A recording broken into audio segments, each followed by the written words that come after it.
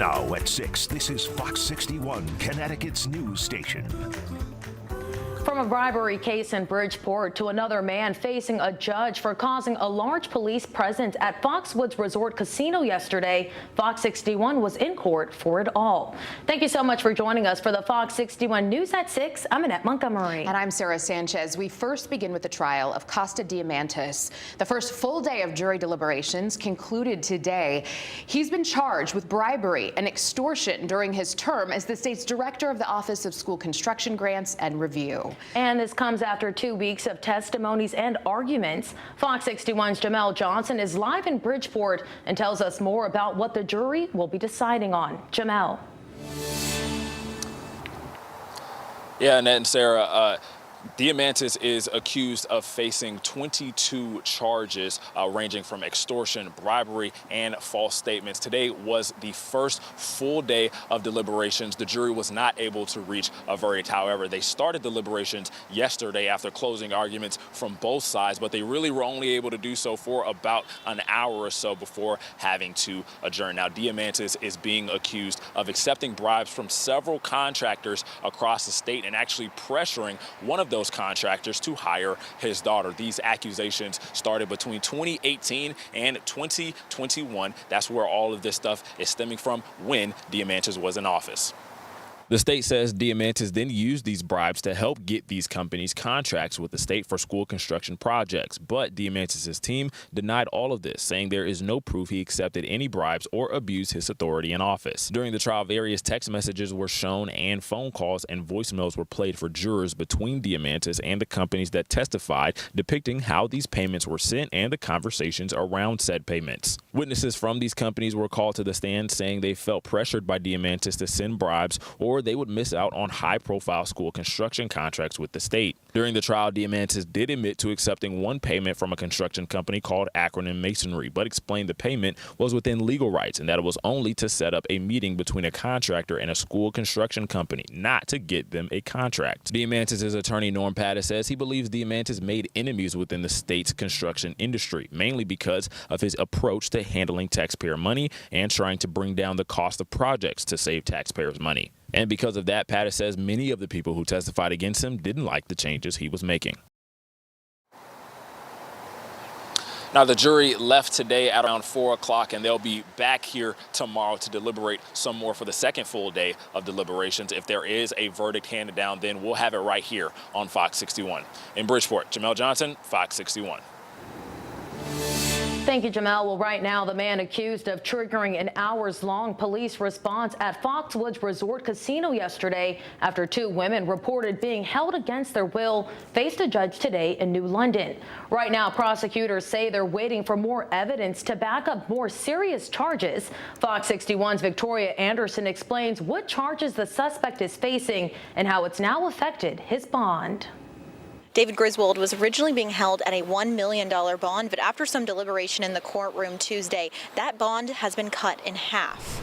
The court does have concerns for public safety, so the court is setting the bond at $500,000 cash. A half-price slash in bond after the state failed to present probable cause in one of the main charges facing 40-year-old David Griswold, unlawful restraint. We are currently working with the police department to try to get updated reports for that. Unfortunately, all that we could obtain by today's purposes for the arraignment was not sufficient for at least unlawful restraint in the state's eyes. New documents from the Mashantucket Pequot Tribal Nation Police detailed 2 women running away from Griswold's hotel room, who later told officers they feared for their lives.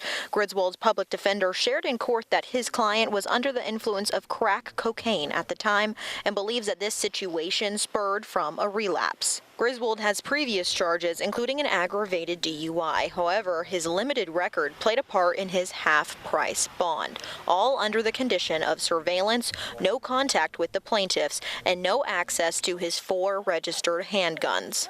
The state says they hope to be back in court with more evidence to back up their charges for trial. The Foxwoods Resort Casino is back in business and will have normal business hours throughout the week. Reporting in New London, Victoria Anderson, Fox 61.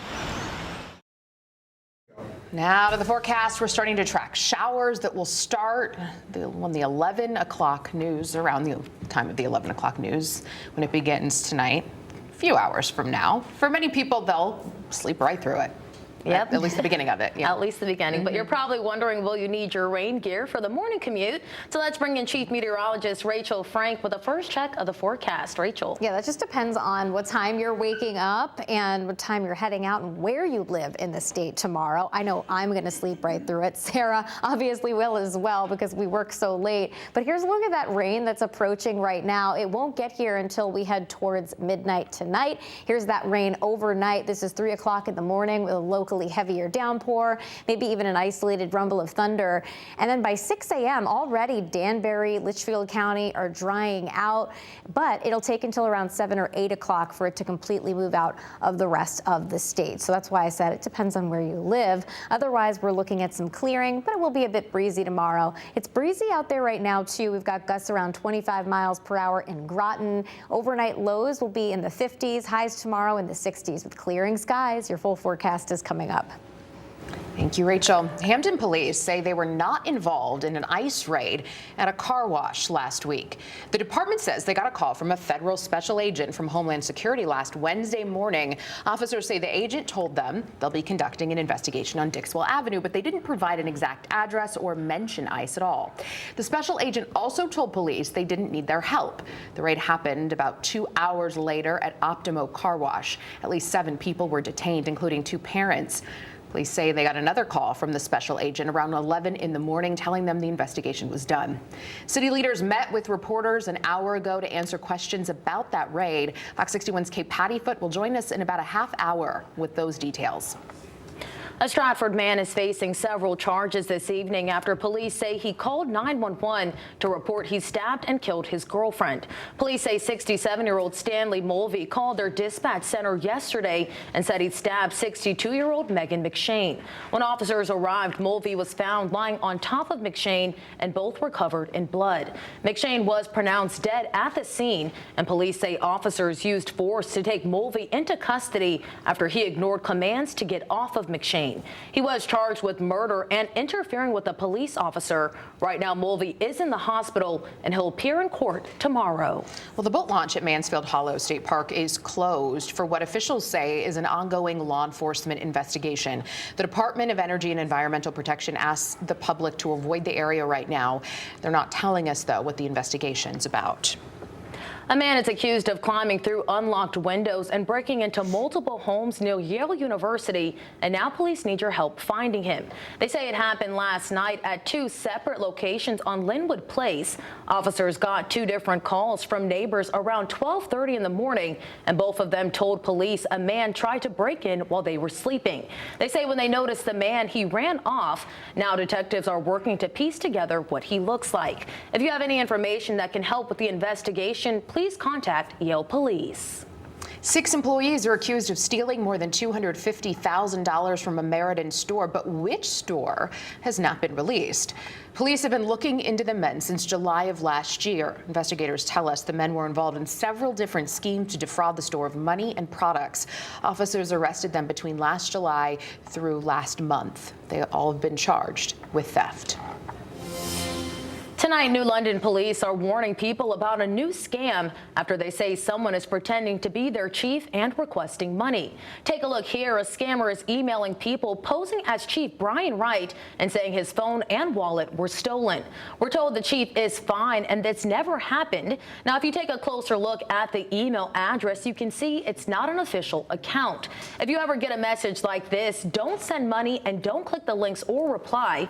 Police say stay alert, trust your instincts, and help spread the word about this scam.